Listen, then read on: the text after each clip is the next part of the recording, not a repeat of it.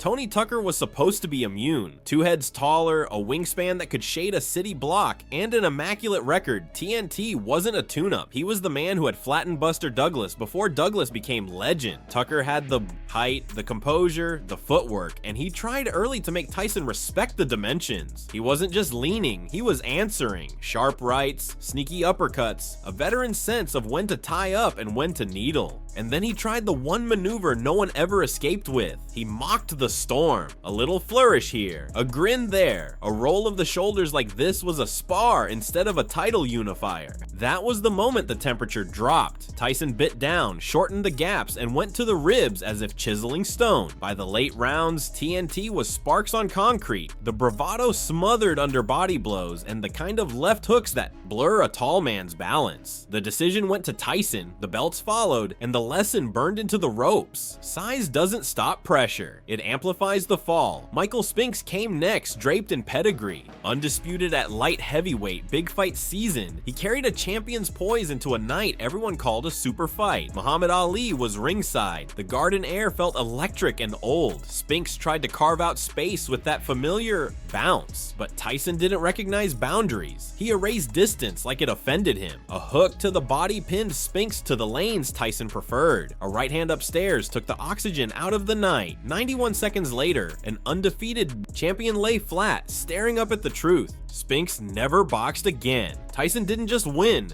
he closed a door. Mike Jameson was built like a crane and carried himself like a man, certain that a couple of good rounds could make the smaller monster ordinary. He had heart, more than most, and he threw back with enough pride to make it a fight. But against Tyson, heart was a receipt with nowhere to spend it. Those early exchanges were a trade war nobody sane would enter. Jameson's jabs and straights were mosquito bites against the kind of combinations Tyson unleashed when he smelled stubbornness. Hooks to the liver buckled the scaffolding. Uppercuts lifted the chin just long enough for the follow-up to erase resolve. By the fourth, Tyson stepped in with that cold machine rhythm. Left, right, left. And Jameson folded like a crane with its cables cut.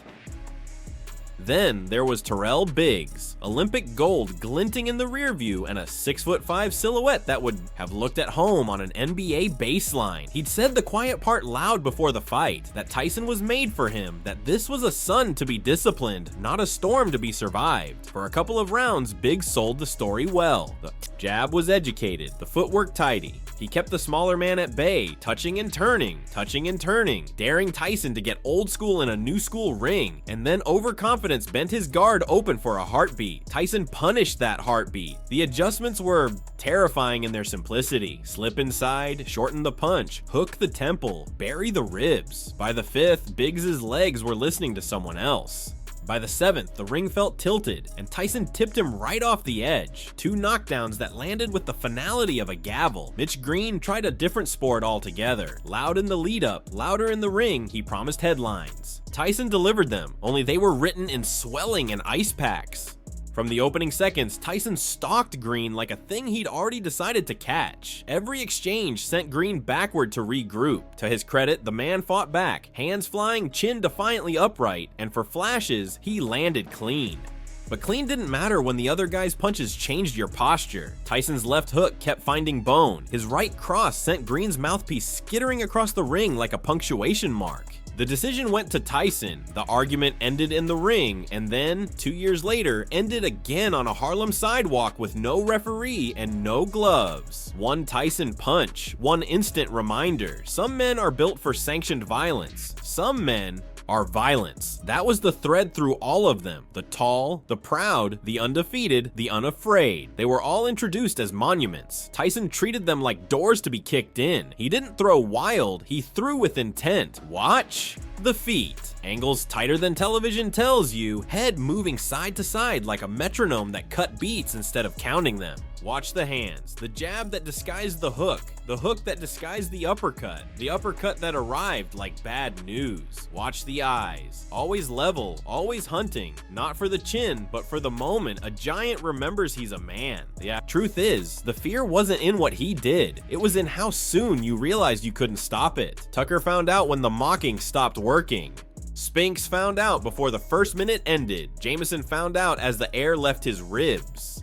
Biggs found out between a dropped guard and a left hand he couldn't see. Green found out twice. In those years, Tyson was a law more than a man, this shorter fighter erasing reach with geometry, the smaller puncher landing bigger because he started them in the legs and finished them through your spine. Maybe that's why those nights still feel like live wires.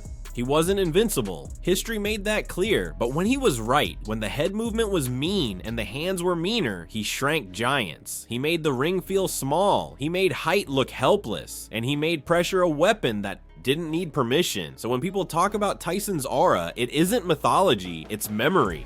It's the sound of leather finding ribs, the look in a tall man's eyes when distance disappears, the way an arena inhales at the bell because it knows how quickly a plan can vanish. It's the lesson the big men learned the hard way. You can't measure menace in inches. If you want more deep dive, cinematic breakdowns of iconic nights like these, tell me which Tyson fight should get the next treatment. Did Tucker's grit impress you most, or was Spinks' 91 seconds the purest distillation of Prime Iron Mike? Drop your favorite moments in the comments, hit like if you felt the electricity, and subscribe with notifications on so you don't miss the next episode. The bell's about to ring again.